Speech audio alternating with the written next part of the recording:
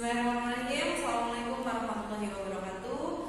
Nama saya Risma Nurursian dengan NIM 251110578. Di sini saya akan mempresentasikan seminar pendidikan profesi guru tahap 2 refleksi pengalaman belajar setiap mata kuliah.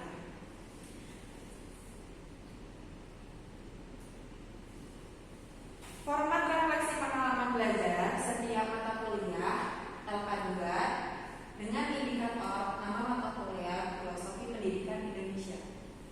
Review pengalaman belajar yang pertama, pengalaman belajar apa yang berguna dan menarik. Lalu pengalaman belajar saya yang menarik dan berguna adalah ketika saya mempelajari topik 5 Filosofi Pendidikan Indonesia, yang yaitu pendidikan yang memerdekakan peserta didik. Pendidikan yang memerdekakan peserta didik penting karena memberikan kesempatan kepada peserta didik untuk mengembangkan potensi diri mereka secara penuh. Sebagai seorang guru, penting sekali untuk dapat meningkatkan potensi peserta didik. Guru memberikan kebebasan kepada peserta didik untuk meningkatkan potensi agar kelak dapat bermanfaat di kemudian hari. Lalu yang kedua, pengalaman belajar apa yang berguna tetapi kurang menarik.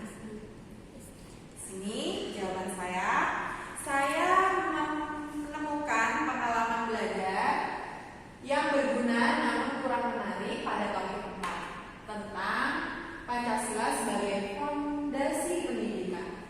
Pada topik ini saya mempelajari bagaimana cara menanamkan atau membangun karakter peserta didik dengan 6 profil pelajar Pancasila yang terdiri dari yang pertama, beriman bertakwa pada Tuhan Yang Maha Esa dan berakhlak mulia. Yang kedua, mandiri. Yang ketiga, bergotong royong. Yang keempat, berkebinekaan global. Dan yang kelima, bernalar kritis. Serta yang terakhir yaitu kreatif.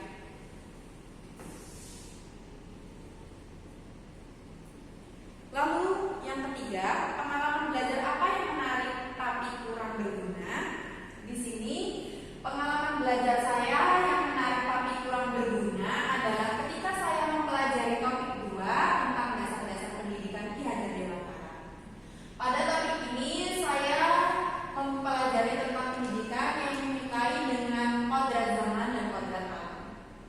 Seperti yang kita ketahui bahwa saat ini adalah gencarnya perkembangan zaman, sehingga pendidikan harus selalu bertransformasi mengikuti perkembangannya.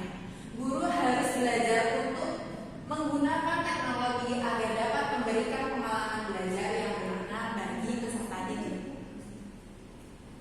Lalu yang keempat, pengalaman belajar apa yang tidak menarik dan tidak berguna dalam konteks sebagai calon guru. Lalu pengalaman belajar yang tidak menarik dan tidak berguna yang saya temui adalah ketika saya mempelajari topik 1, pembelajaran tentang pelajaran pendidikan nasional di Indonesia. Pada topik ini mempelajari tentang sejarah pendidikan nasional yang ada di Indonesia. Lalu indikator berikutnya refleksi pengalaman belajar. Yang pertama, apa yang telah terjadi? Sebagai bahan kajian refleksi, saya memiliki topik tentang pendidikan yang memerdekakan peserta didik. Saya percaya bahwa pendidikan yang memerdekakan peserta didik adalah fondasi dari kemajuan peserta didik.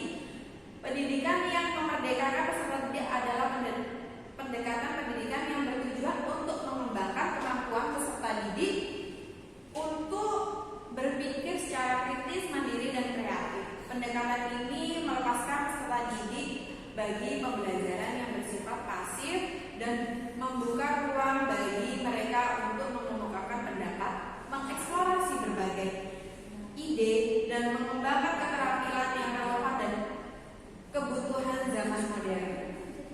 Nah itu ketika saya menjadi guru ke depannya, saya akan berusaha untuk memberikan pendidikan yang memerdekakan peserta didik dengan memberikan kebebasan kepada peserta didik untuk belajar